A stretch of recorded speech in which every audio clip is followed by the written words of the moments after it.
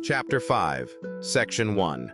Passing through the gate. The bush clover from the other day had grown up taller than a person, casting dark shadows at the base of its stems. The dark shadow crept along the ground and faded away as it reached the back. It seemed to climb all the way up to the underside of the overlapping leaves. That's how bright the sun was on that side. Near the wash basin stood a heavenly bamboo plant, taller than usual, 3 spindly stalks clustered together, swaying slightly. The leaves reach up above the window of the outhouse.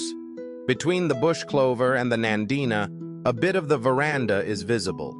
The veranda runs diagonally away, with the nandina as its starting point. The far end of the garden lay deep in the shadow of the hagi bush. The hagi itself stood closest to the gate. And that was where Yoshiko was, sitting on the veranda in the hagi's shade. Sanshiro stepped up close to the hagi bush. Yoshiko rose from the veranda. Her feet were planted on a flat stone. Sanshiro was struck all over again by how tall she was. "Come in." She spoke just as she had before, as if she had been expecting him all along. Sanshiro was suddenly reminded of their time back at the hospital. He stepped past the bush clover and came up to the edge of the veranda.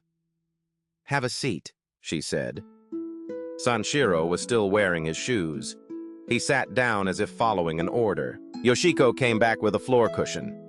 "Here, put this down." Sanshiro set down the cushion. From the moment he'd stepped through the gate, Sanshiro hadn't said a single word. This simple girl just said whatever came to mind to Sanshiro with no apparent expectation of any reply from him whatsoever. Sanshiro felt as though he were standing before an innocent queen. All he had to do was listen to her commands. There was no need to say anything flattering. If he said even a single word trying to please her, he would feel instantly cheapened. But acting like a silent slave, simply going along with whatever she said, felt surprisingly pleasant. Even as he sat there being treated like a child by the childlike Yoshiko, Sanshiro felt not the slightest wound to his pride. "Is it my brother you're here for?" Yoshiko asked next. It wasn't exactly that Sanshiro had come to see Nonomiya, but it wasn't exactly that he hadn't either. Sanshiro didn't really know why he had come, if he was honest with himself. "Is Nonomiya still at school?" "Yes, he never gets home until late at night." Sanshiro already knew that. He found himself at a loss for conversation. Looking around, he noticed a paint box sitting on the veranda, along with a half-finished watercolor. "Do you paint?" "I just paint because I enjoy it." "Who's your teacher?" "Oh, I'm not good enough to have a teacher." "Mind if I take a look?" "This one? It's not finished yet," she said, holding out the unfinished painting toward Sanshiro. Sure enough, it was a work in progress of the garden right there at her house. The sky was done, and the persimmon tree in the neighbor's yard, and the bush clover by the entrance. The persimmon tree in particular had come out a striking, vivid red. "Not bad at all," said Sanshiro, studying the painting. "This?" Yoshiko said, a little surprised. And she really was surprised. There was nothing forced or affected about Sanshiro's tone, not even slightly. Sanshiro found himself stuck, unable to play his words off as a joke, but equally unable to treat them as something serious. Either way, he was likely to come across as a fool in Yoshiko's eyes. Sanshiro kept staring at the drawing while cringing inside. Sanshiro looked out from the veranda into the sitting room. It was utterly quiet. The living room, of course, and the kitchen, too, seemed to have no one in them. "Has your mother already gone back home?" "Not yet. She's planning to leave soon, though." "Is she here right now?" "She just stepped out to do some shopping." "Is it true that you're moving to the Satomi house?" "Why do you ask?" "Why you ask? Well, there was talk about it the other day at Prof. Hirota's place." "Nothing's been decided yet." "It's possible things might end up that way," she said. Sanshiro felt like he was finally getting somewhere. "Has Nonomiya always been close with the Satomi family?" "Yes, they're friends." He wondered for a moment whether she meant friends the way a man and a woman are friends, but something about that felt off. Either way, Sanshiro couldn't bring himself to ask any further. I hear Prof. Hirota was Nonomiya's teacher at one point. Yes. And the conversation stalled right there at yes. Would it be better for you to move to the Satomi house? Me? I suppose so. But I feel bad for Mineko's older brother. Does Mineko have a brother? Yes. He graduated the same year as my brother. Is he a scientist too? No, he studied something different. He has a law degree, but the older brother above him was a friend of Prof. Hirota's, and he passed away young, so now Kyosuke is the only one left. What about her mother and father? Yoshiko gave a little laugh and said, "They're gone." It was almost as if imagining that Mineko had parents at all was somehow absurd. They must have died quite early on. Yoshiko probably had no memory of them at all. So that's why Mineko visits Prof. Hirota's place then? Yes. Apparently her late brother and Prof. Hirota were very close. On top of that, Mineko likes English, so she comes by sometimes to practice, I imagine. Does she come here too? Without Sanshiro even noticing, Yoshiko had gone back to working on her watercolor. Having him there beside her didn't seem to bother her at all, and yet she kept answering his questions readily enough.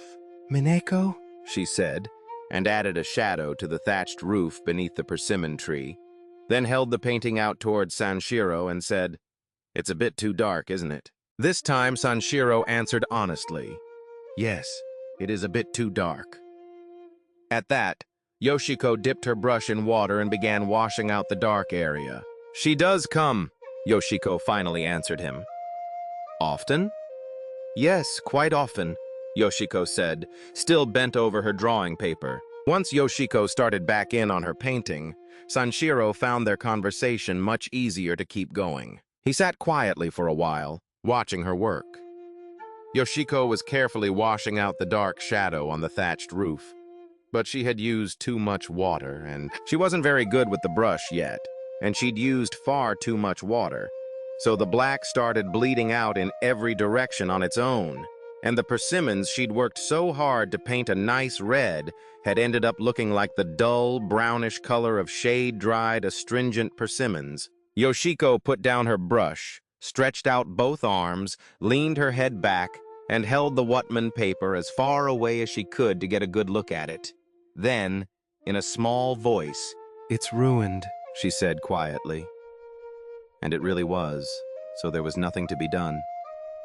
Sanshiro felt terrible for her. "Just stop now.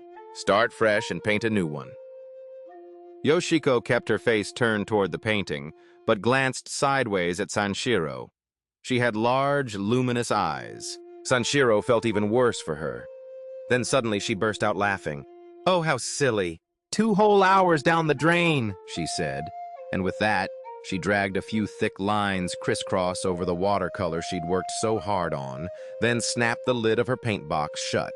"All right, that's enough.